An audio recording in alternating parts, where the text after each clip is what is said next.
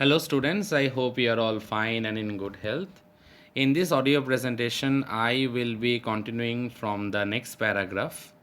Related with the chapter, we are not afraid to die if we can all be together. Let me start, dear students, on the last paragraph of page number 15.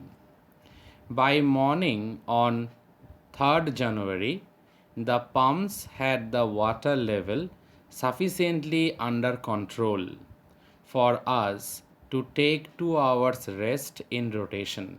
Now, obviously, the narrator, along with his wife, along with the two crewmen, they went on pumping the excess water, and the good news was that on 3rd January, the pumps had the water level sufficiently under control, and that was the reason it allowed each one of them to take 2 hours rest in rotation.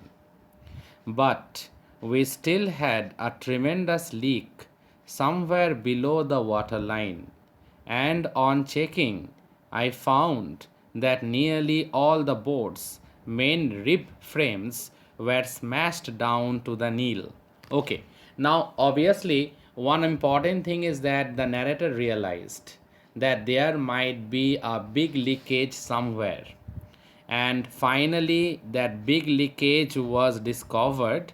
And the sad part is that, uh, as I told earlier, that most of the part of the wave walker was being destroyed by that massive sea wave. In fact, there was nothing holding up a whole section of the starboard hull except a few cardboard partitions. There are nothing as such left to hold the whole section, because the other parts of the wave walker was being dismantled, or rather to say was being destroyed. Dear students, I am now moving on to the next paragraph. We had survived for 15 hours since the wave hit, but Wave Walker wouldn't hold together long enough for us to reach Australia. Their main target was to reach Australia, and they had survived for almost 15 hours. But the narrator and the others, they realized that it it is not possible for the wave walker to reach Australia. They had to search some small islands in the midst of the vast ocean, because traveling to Australia with the wave walker is next to impossible. I checked our charts and calculated that there were two small islands a few hundred kilometers to the east. Now, obviously, as I told to you all earlier, that the author and his wife Mary, they had spent 16 years in learning about seafaring adventures, in undergoing training, and not only that, even they learned a lot regarding navigation also. Now, the author again went to the navigation room, the control room of the wave walker, and he checked the charts and calculated that there were two small islands a few hundred kilometers to the east.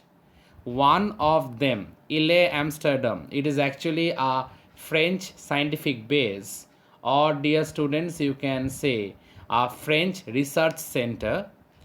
Our only hope was to reach these pinpricks in the vast ocean, and obviously their target was to reach the island, any of the island, and they had selected Ile Amsterdam. That was actually a French scientific base. But unless the wind and seas abated so we could host sail, our chances would be slim indeed. Now, this is very important, very, very important, because the mechanism or the mechanical part of the wave walker was also being destroyed. because the auxiliary engine, as you will be reading in the next line only, now it is totally out of action. So they had to depend on the wind speed, or rather to say, they had to depend on the favorable environment related with the wind and the sea. Then only they can proceed, or rather to say, then only they can move. But unless the wind and sea is abated, so we could hoist sail, our chances would be slim indeed. The great wave had put our auxiliary engine out of action. So the great wave, it has put our auxiliary engine out of action. The sea wave that had uh, taken a big impact, or rather to say, the sea wave had created a big impact. When the violent sea wave unleashes itself on board the wave walker, more or less it destroyed 80% of the wave walker with leakages all over, and it became a rigorous, strenuous activity that was being performed by the narrator, his wife, and the recruited two crew members, because they had to pump out the excess water. Manually, they had to do it because the engine, actually the engine short circuited, but they found another substitute one. With that, they had fixed it to an out pipe, and with that they could manage to drain the water. But apart from that, manually also they went on pumping the water like madmen. It has been repeated earlier also, it has been said earlier also, that the two crewmen, they went on pumping the water like madmen.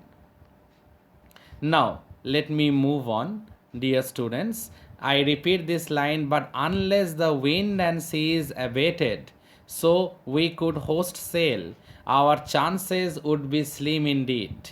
The great wave had put our auxiliary engine out of action. So, the great, massive, gigantic, ferocious sea wave, it had put our auxiliary engine totally out of action. On 4th January, after 36 hours of continuous pumping, we reached the last few centimeters of water. Now we had only to keep pace with the water still coming in. So there was a good news. After 36 hours of continuous pumping on 4th January, remember, dear students, the timeline. Each and every incident is related with a particular timeline. So let me continue. On 4th January, after 36 hours of continuous pumping, we reached the last few centimeters of water. Now we had only to sail on the mainmast. Pressure on the rigging would simply pull the damaged section of the hull apart. So we hoisted the storm jib and headed from where I thought the two islands were. So obviously, now the first and foremost target of the narrator was to reach safely to one of the islands, and their target was to reach Ile Amsterdam, the French scientific base. Mary found some corned beef and cracker biscuits, and we ate our first meal in almost 2 days. So, almost after 2 days, they ate their first meal in the form of corned beef and cracker biscuits. But our respite was short lived. Why? Why their respite was short lived? At 4 p.m., black clouds began building up behind us. Within the hour, the wind was back to 40 knots, and the seas were getting higher.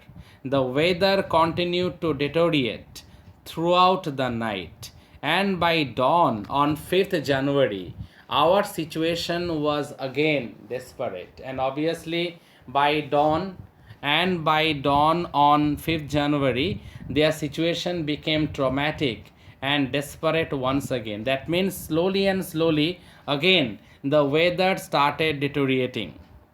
When I went in to comfort the children, John said, John means the 6-year-old son of the author, Jonathan, what he told his father, and here I quote, Daddy, are we going to die?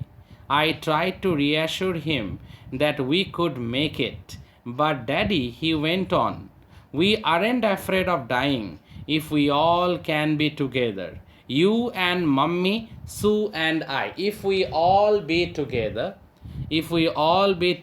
you and Mother, Sue and I, if we all stay united, if we all stay together, death can't do us apart. That is what the young son told his father. And not only the young son, even Gordon Cook's young daughter, also Suzanne, also showed a lot of maturity. We aren't afraid of dying if we all be together. You and Mummy, Sue and I. If we all be together, we won't be afraid of dying. Death can't separate us, or death can't do us apart.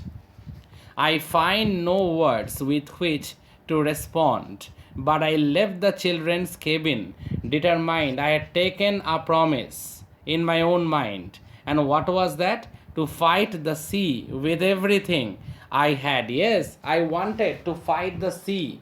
I wanted to fight against nature with everything that I had. To protect the weakened starboard side, I decided to heave to with the undamaged port hull facing the oncoming waves, using an improvised sea anchor of heavy nylon rope and two 22-liter plastic barrels of paraffin.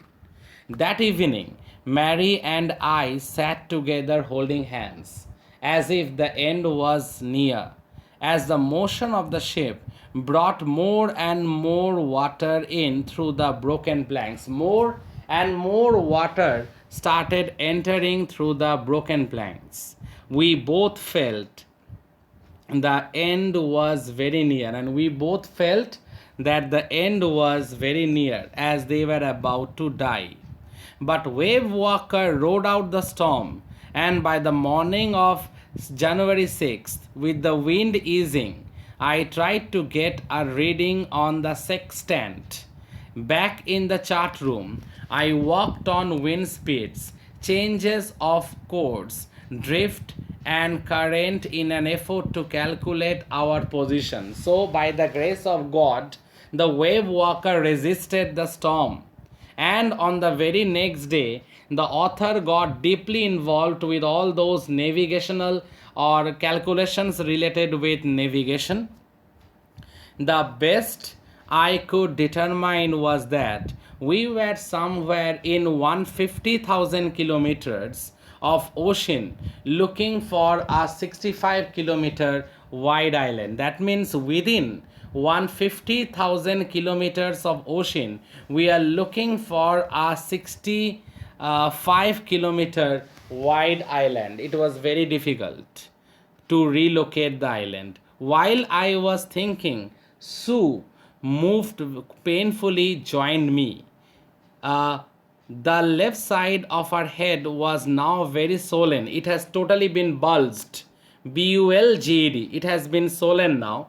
And her blackened eyes narrowed to slits. She gave me a card she had made, and she came. Now she gave the narrator a card.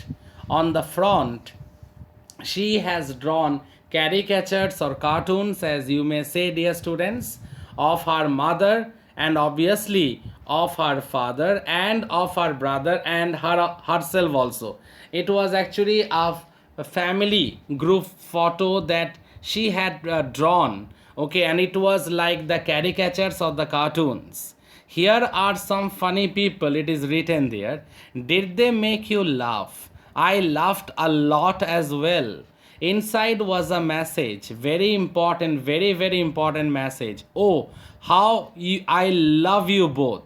So this card is to say thank you and let's hope for the best. Somehow we had to make it. Now, obviously, it is very important to say that both the children are very practical and very rational also, and they can realize the situation they can realize the situation that was being faced by the narrator, his wife, along with the two crewmen. So this is a very important line. Oh, how I love you both. So this card is to say thank you and let's hope for the best. So this card was actually given by Suzanne in order to show that there is love between each and every one of them, and they want to all stay together. And as Jonathan told his father that if we all stay together, then obviously death can't do us apart. Somehow we had to make it, by hook or by crook. We have to make it. We have to reach somehow to that particular island, Ile Amsterdam. So this line is very important. So this card, that means the card given by Suzanne. So this card is to say thank you and let's hope for the best. Somehow we had to make it, because now it's a strong determination burning inside the narrator. And what he had written here, that now we had decided that we had to make it. Somehow we had to accomplish this and safely to reach that French scientific base by the name of Ile Amsterdam. Okay, dear students, I end my audio presentation here. Kindly listen to it. I hope you will like it. And if there is any suggestions on your part, if any confusions, let me know about it. Thank you, students. Thank you all.